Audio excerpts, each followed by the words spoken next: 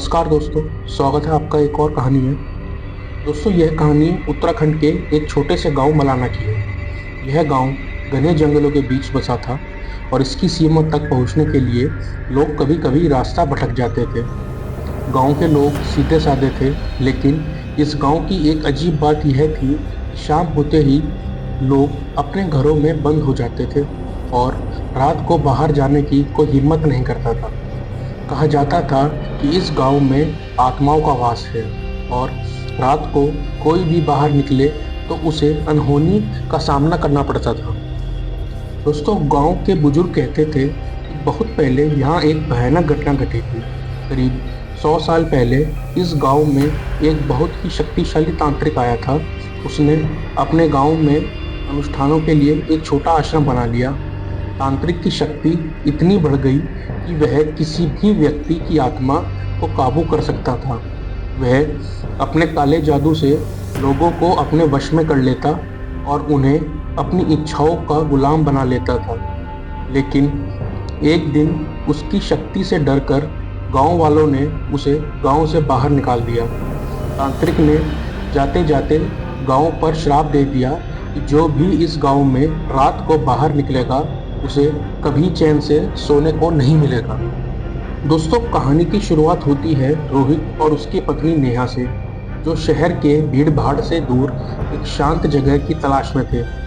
उन्होंने इंटरनेट पर मलाना गांव के बारे में बहुत कुछ सुना था। वहाँ की प्राकृतिक सुंदरता, शांत वातावरण और पहाड़ों के बीच बसा यह गांव उन्हें एक परफेक्ट जगह लगी।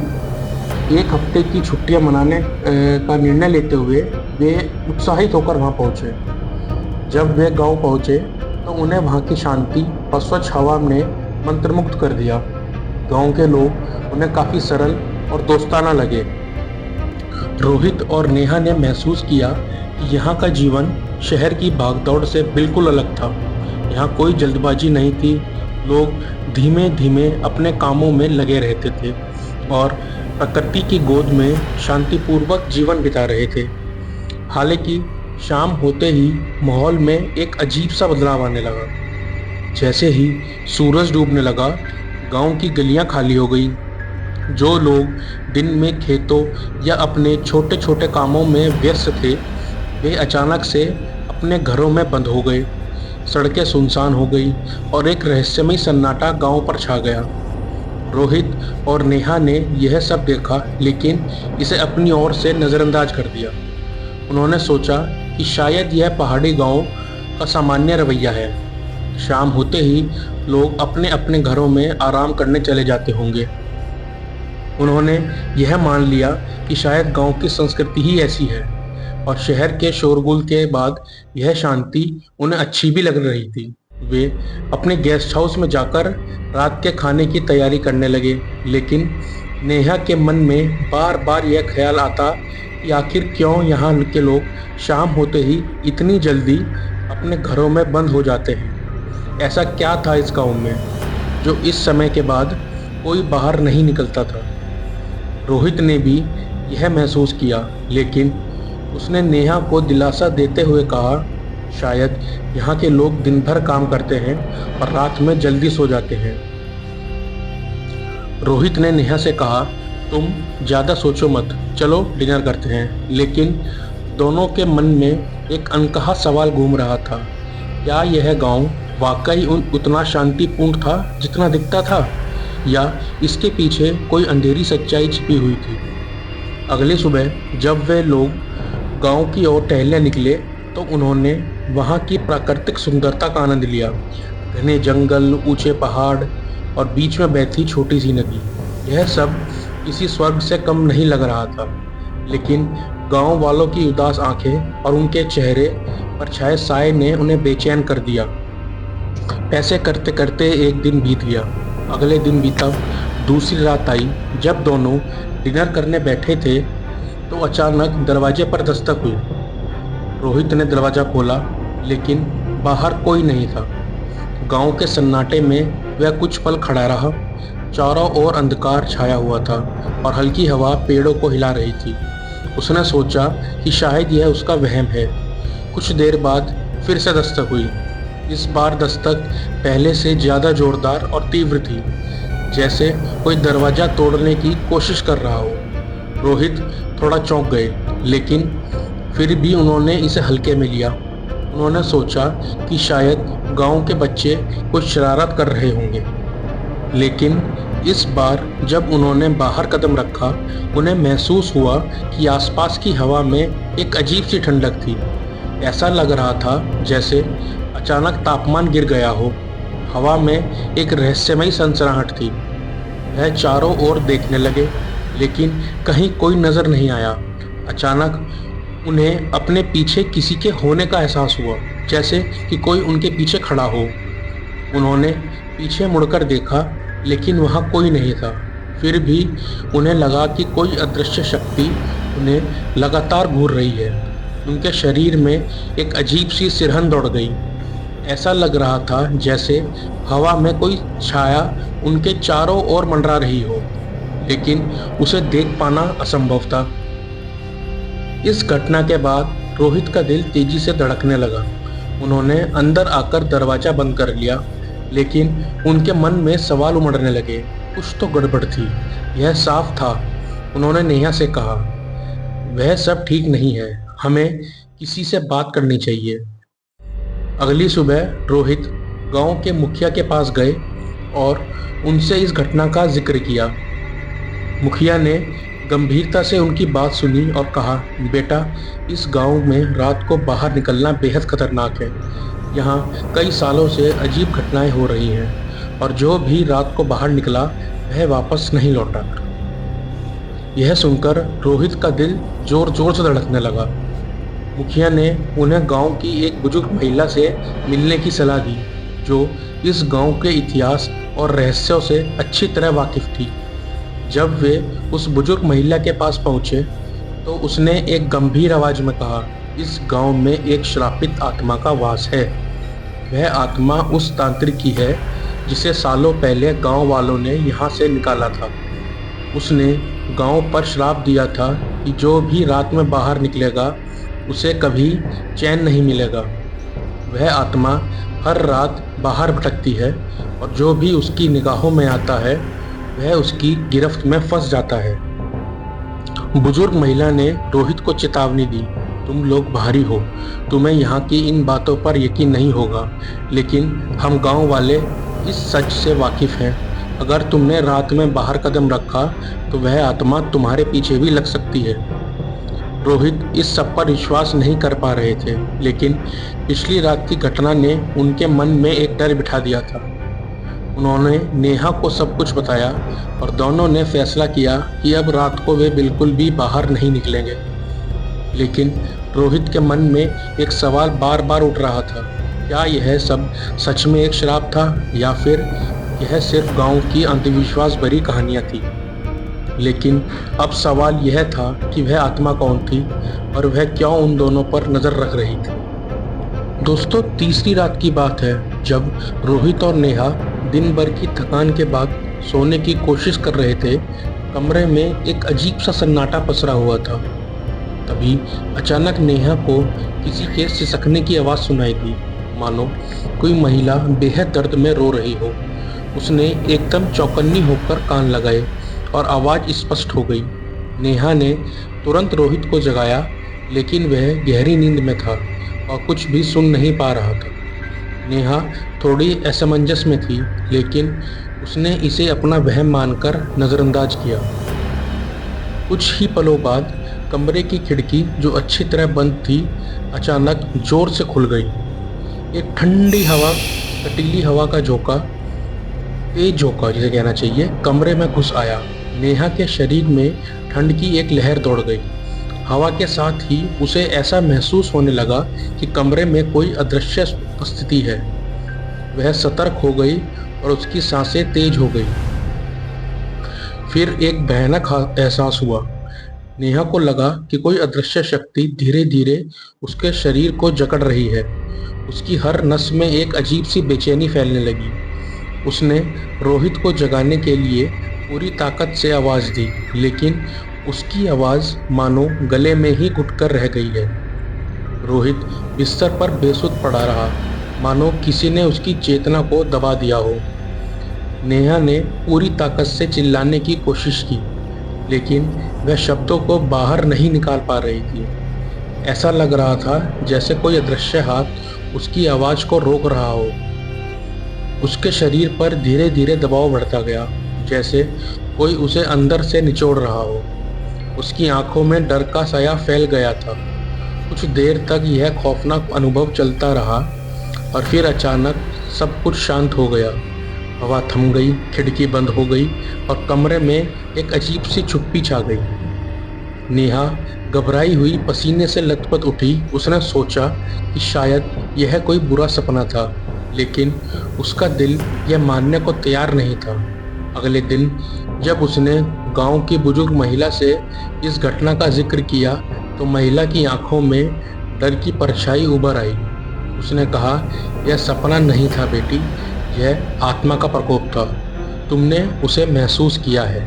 यह सुनकर नेहा के रोंगटे खड़े हो गए।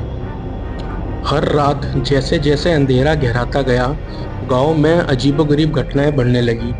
एक रात जब रोहित सोने की कोशिश कर रहा था, अचानक उसने देखा कि नेहा बिना किसी हलचल के बिस्तर से उठकर धीरे धीरे दरवाजे की ओर बढ़ रही है। उसकी चाल में अजीब सा ठहराव था, जैसे कोई अदृश्य शक्ति ने उसे खींच रहा हो, कोई शक्ति उसे खींच रही हो। रोहित ने तुरंत उसे रोका और हड़बड़ाते हुए पूछा, नेहा कहाँ जा रही हो? नेहा ने अनमनी मन से आवाज़ में कहा, कोई मुझे बुला रहा है, मुझे जाना होगा। उसकी आंखें खाली थी, जैसे वह पूरी तरह से किसी दूसरी दुनिया में हो। रोहित के रोंगटे खड़े हो गए। उसने महसूस किया कि कुछ बेहद भयानक होने वाला है। वह डर से कांपते हुए नेहा को किसी तरह वापस बिस्तर पर ले आया, लेकिन उसके बाद रोहित की आंखों से नींद कोसों दूर हो गई। उसकी हर आहट पर चौकन्ने कान, हर परछाई को घूरती आंखें, जैसे रात का सन्नाटा उसकी आत्मा को निगलने की कोशिश कर रहा हो। अगली सुबह जब रोहित और नेहा ने गांव वालों से इस घटना का जिक्र किया तो उन्हें पता चला कि वे अकेले नहीं थे। गांव के कई लोग इसी तरह की रहस्यमय घटनाओं का सामना कर चुके थे। किसी की पत्नी रात में अजीब हरकतें करने लगी थी, तो किसी के बच्चे ने आधी रात को डरावनी चीखें सुनने की बात कही थी। लेकिन सबसे भयानक बात यह थी कि गांव के लोग इस डर के बावजूद गांव छोड़ने की हिम्मत नहीं कर पा रहे थे। उन्हें किसी अदृश्य शक्ति ने जैसे जकड़ रखा था।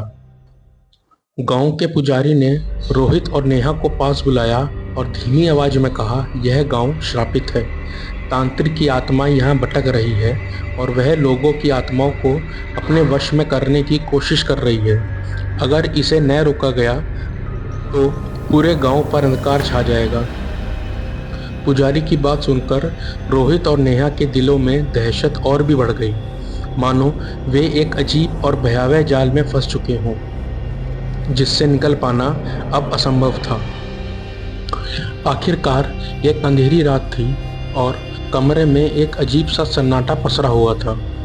रोहित और नेहा ने किसी अनजाने बहस से जकड़े हुए थे। अचानक दरवाजे पर जोर से दस्तक हुई, इतनी जोर से कि दोनों उछल पड़े। नेहा की आंखों में घबराहट साफ झलक रही थी, लेकिन रोहित ने हिम्मत जुटाकर दरवाज़ा खोला। दरवाजे के सामने खड़ी एक अजीब सी महिला थी। उसकी आंखें खून से सनी हुई थी, जैसे उसने बहुत समय से नींद नहीं ली हो, और उसके बिखरे बाल ऐसे लग रहे थे जैसे कोई तूफान उसकी आत्मा में बस गया हो। उसका चेहरा तेज और भयानक था, मानो वह इस दुनिया से नहीं बल्कि किसी भयानक परछाई से निकली हो। महिला ने अपनी खामोशी लेकिन भयावह आवाज में कहा, तुम्हें यहाँ नहीं होना चाहिए। यह जगह तुम्हारे लिए नहीं है। भागो इससे पहले कि देर हो जाए। रोहित के हाथ कांपने लगे। उसने जल्दी से दरवाज़ा बंद कर दिया, पर दरवाजे के पीछे से भयानक चीखें सुनाई देने लगी, इतनी तीखी कि दोनों के कानों में गूंजने लगी। अचानक कमरे की खिड़कियां अपने आप जोर जोर से खुलने बंद होने लगी, जैसे कोई अदृश्य शक्ति उन्हें झकझोर रही हो। कमरे का तापमान तेजी से गिरने लगा, जैसे किसी ने ठंडी मौत का हाथ कमरे में फैला दिया हो। नेहा का चेहरा डर से सफ़ेद हो गया। उसकी आवाज़ काँप रही थी जब उसने रोहित से कहा, रोहित, यह जगह हमें मार देगी, हमें अभी भागना होगा। लेकिन हर कोने से आती अजीब सी आवाज़ें और उस महिला की भयानक चेतावनी उनके पीछे एक अंधकारमयी परछाई की तरह मंडरा रही थी। अगली सुबह जब सूरज की किरणें धीरे धीरे गांव के खेतों में पसर रही थीं, रोहित और नेहा ने तय किया कि अब उन्हें इस गांव को छोड़ देना चाहिए। जल्दी जल्दी अपने सामान को पैक करते हुए दोनों ने सोचा कि वे जल्द ही घर की ओर रवाना होंगे। लेकिन जैसे ही वे गांव की सीमा से बाहर निकलने की कोशिश करने लगे, अचानक एक जोरदार भूकंप आया। धरती हिलने लगी और गांव में अफरा तफरी मच गई। उन्हें ऐसा महसूस हुआ मानो कोई अदृश्य शक्ति उन्हें इस जगह से जाने से रोक रही हो। भूकंप के थमने के बाद गांव का पुजारी उनके पास आया। उसकी आंखों में एक अजीब सी चमक थी और उसने गंभीरता से कहा, तुम्हें यहाँ से जाने की जल्दी नहीं करनी चाहिए। इस गांव की तांत्रिक आत्मा गुस्से में है। यदि तुम इसे शांत नहीं करते तो तुम कभी इस जगह से बाहर नहीं जा पाओगे। पुजारी ने उन्हें एक रहस्यमय अनुष्ठान करने की सलाह दी, जिसे पूरा करने के लिए उन्हें कई पुरानी और रहस्यमय विधियों का पालन करना होगा। पुजारी ने रात के गहन अंधकार में रोहित और नेहा को एक रहस्यमय स्थल पर जाने का आदेश दिया, जहां वह एक गुप्त अनुष्ठान करने वाले थे। रोहित और नेहा भयभीत थे, लेकिन उनके पास कोई दूसरा विकल्प नहीं था। जैसे ही रात का घना अंधेरा छाया, वे पुजारी के साथ उस भयानक स्थान की ओर बढ़े। वहां पहुंचकर पुजारी ने मंत्रों की ध्वनि के साथ आग जलाना शुरू किया। जैसे ही अनुष्ठान शुरू हुआ, हवा में एक अजीब सी खटास फैल गई। अचानक चारों ओर से भूतिया आवाज़ें गूंजने लगी, जिनके अजीब और असामान्य स्वर ने वातावरण को और भी डरावना बना दिया। नेहा को एक बार फिर उस अदृश्य दबाव का अनुभव हुआ और वह जमीन पर गिर पड़ी। पुजारी ने निर्णय लिया और उन्हें शांत रहने की चेतावनी दी, फिर अनुष्ठान को जारी रखा। कुछ समय बाद हवा में एक अजीब सी गहरी शांति छा गई। पुजारी ने आत्मविवेक के साथ घोषणा की कि तांत्रिक की आत्मा अब सुकून में है, लेकिन इस शांति के पीछे छिपे रहस्य को समझने के लिए उन्हें और भी गहराई से सोचने की आवश्यकता थी। अनुष्ठान के बाद रोहित और नेहा ने गांव से बाहर निकलने का फैसला किया और अजीब बात यह थी कि इस बार कोई रहस्यमय बाधा उनके रास्ते में नहीं आई। वे दोनों शहर पहुंच गए, लेकिन उनकी आत्माओं पर एक अनछुई साया छा गया।